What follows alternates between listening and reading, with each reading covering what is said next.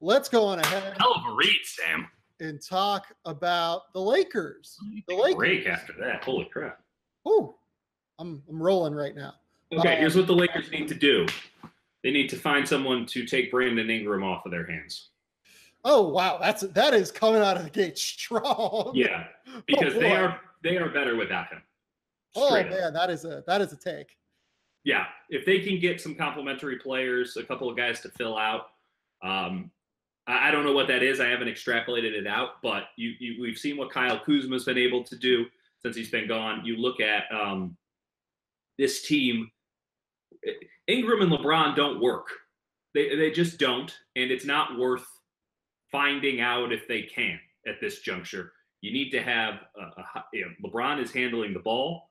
That is his job on this team. It was always going to happen. It's happened a lot faster with Rondo's injury. Lonzo has always been a good combo guy, so you're more comfortable with him playing off of the ball and LeBron handling it.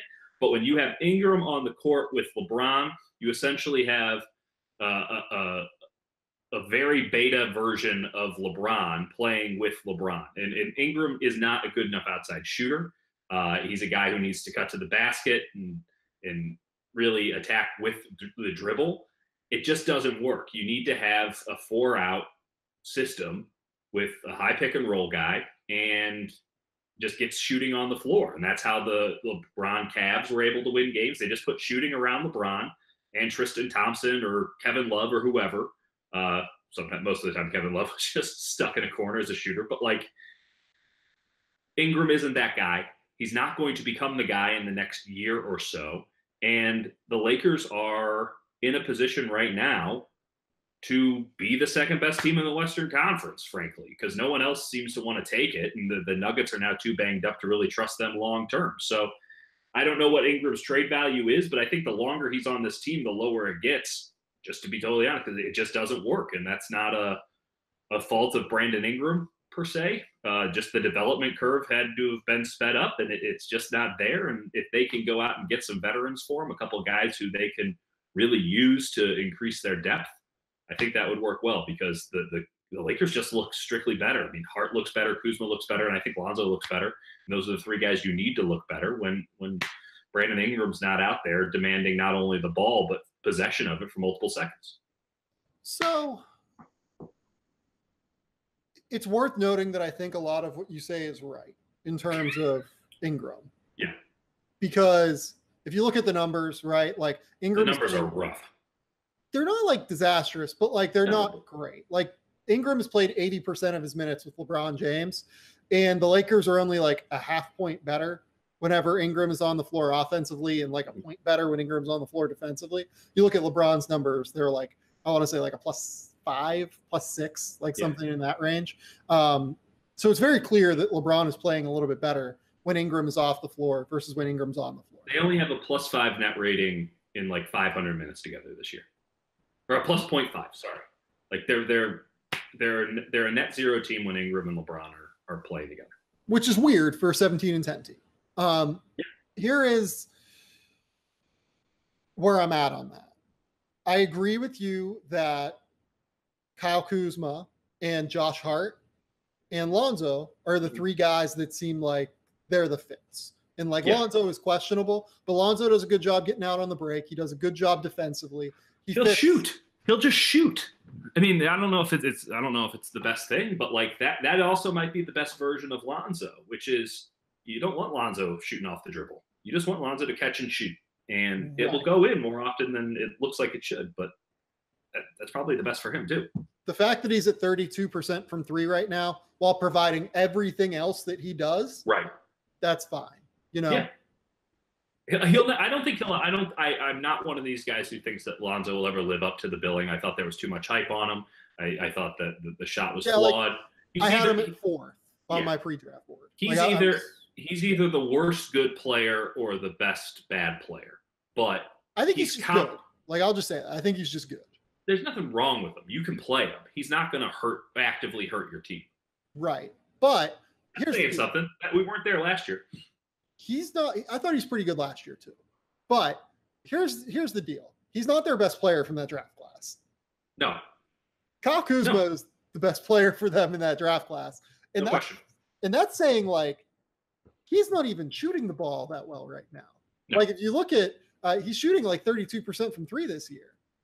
He has been amazing at just about every other facet of the game, and that includes his defense. Like that to me is the biggest thing here. His defense has taken a huge leap. And it's like really over the last month, because even at the start of the year, whenever he had to play some center and had to kind of do some things that he wasn't comfortable with, he wasn't that great. That was a silly time. But over the last like month or so, he's been awesome on defense. Or not like, maybe I shouldn't say awesome. He's been more than competent. Like he looks like a guy who could be, well, okay, competent's probably. He doesn't hurt them out there, and he fits their speed. And how much of this do you think has to do with the fact that they actually just got another center? A lot. Like the fact that they're 8th defensively right now. Yeah. I think a lot of it has to do with the fact that Kuzma's playing better, Lonzo is playing more minutes, and they got Tyson Chandler to actually provide size inside whenever JaVale sits. It's fucking incredible what just having Tyson Chandler in there, who is still a solid, or at least a threat to protect the rim. But now you don't have to play Kuzma at the 5 anymore. He can play a more traditional defensive role. He's long. I mean, he was good enough to play the 5. That was a ridiculous concept to begin with, but the fact that they felt comfortable putting him there as like a small ball 5 speaks to some sort of competence. And well, really, they put him there because they didn't want LeBron to have to deal with wear and tear on 5s. Still, they had to put somebody there, and they chose him. Right. I mean, they had crappy dudes on the bench that That's true. They could have kept playing Jonathan Williams. Yeah. So, and shout out Jonathan Williams. Sorry, I mean, good for Jonathan Williams for carving out an NBA career. I didn't really see that coming. We'll see how long it lasts, but like, yeah, they play Jonathan Williams sometimes. He had a nice game like 6 weeks ago, but you throw in the fact that Kuzma is an incredible driver of the basketball. He can even like kind of handle some stuff in the mid post. He can take advantage of mismatches in the post. Yeah. Like he's averaging 18 points a game on a 57% true shooting percentage right now.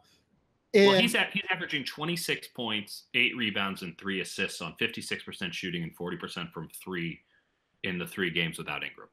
Yeah, I understand it's a really small sample size theater. Don't get me wrong, but like, whoa. So like, yeah, I'm kind of at the point where I'm with you that it might make sense to trade Brandon Ingram. Yeah. And honestly, I think that he's probably the guy that they should look to move, in part because I think that he has a lot of value. Like I think that's a good basketball player. Listen, I don't think Brandon Ingram's a bust. I just don't think that this works for him. I think he needs to be on a team. LeBron is there, yeah. It just doesn't work. I mean, his game was always going to be more of that LeBron KD style when it fully matures. And it was always going to take a little bit longer than it should have, but his ceiling was so high that he had to go at number 2. They drafted a kid that was 18 years old. And needed to put on 35 pounds. Right. Like we knew that with Brandon, it was going to take a few more years for him to get there. He's a good basketball player now. Absolutely. I think he can help a lot of teams. Absolutely. I mean, you look at some, especially a team that has a longer scope, right? Like he can help good teams right now, but a team with a longer scope and a less ball dominant point guard. Yeah. Right. So like what I think is probably going to happen, I think he stays there through the rest of the year. Yeah. You use them next summer. I don't like it. I think that the Lakers need to understand that they have a window right now. As silly as that sounds, like they? Okay, but like okay, let's just work on this baseline presumption here for a second. And I am not saying this, but like the Warriors are obviously the only team in the West that anyone can realistically say is coming out of the West, right? Yeah. But this Lakers team can be as good as a Cavs team that outside of game 1, I mean, game 1 was a to the wire game. And then it all went downhill from there because LeBron allegedly broke his hand. Like LeBron has always given the Warriors problems. He beat them in a goddamn series by himself. He took 2 games off of them in 2015. Like, yes, I'm not saying anything, but like, it's a lot of reliance on youth, though. And like guys in their first playoff series. He had a lot of reliance on J.R. Smith in some other series too. Like, youth can work to your advantage. Listen, you don't have Kyrie, so clearly there's a differentiation in talent level. I'm saying is the West is wide the hell open. The Warriors might not be as good as they were last year on the basis of depth. I know playoffs is a totally different thing. I made this argument in a column this morning, which is they're going to start 5 All-Stars in the playoffs. That's otherworldly. At the same time, okay, so but hubris is the downfall of man. They might walk themselves into the end of their dynasty. Okay, maybe that's the only argument I can make for it. But who's going to be there? I don't think it's going to happen. I don't think it's going to happen either. But if they trip up, if the Warriors decide that if the Warriors get in their own way and they trip up, who is going to be there to take it? And the Lakers have to look around the Western Conference and go, well, why not us? Well, why not us right now is the fact that they're not deep enough. And that they wouldn't be – I don't think this team currently constructed could take advantage of the opportunity. They're going to struggle in the Western Conference playoffs in general. But if they go out and trade Ingram, which, again, is tricky because everyone kind of knows you're sort of selling low, even though I think the price only gets lower. Yeah, I don't think they're selling low on Brandon. I'll say that. Okay. I mean, certainly not compared to where it might be in the summer if this stuff continues and everyone realizes they got to move him. They got to move on from him in the sense that he just doesn't work with LeBron. But like, so here's why I don't think they're going to trade him too. Yeah. Is because they can't take on any extra future money right now. Right. That's an extremely valid point.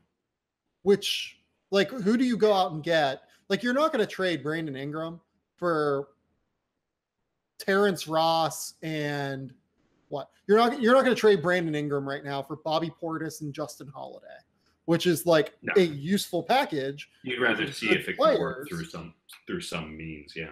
But like that's just bad planning. That's right. Misutilizing assets and like making poor use of opportunity costs, right? Yeah. Makes a lot of sense to go from the summer from your perspective of you see what you get on the free agent market, and then you have the ability to throw a second kind of smoke on top of that. Right. I think that makes sense. And plus, like, it seems like they're in on Trevor Ariza right now. We'll see if that deal goes down in a couple of days here. Well, that would be now. You want to talk about a great team for Ingram. Like that'd be an interesting landing spot. Sure, but there's no reason to give that's not the deal. I'm not insinuating that would be the value.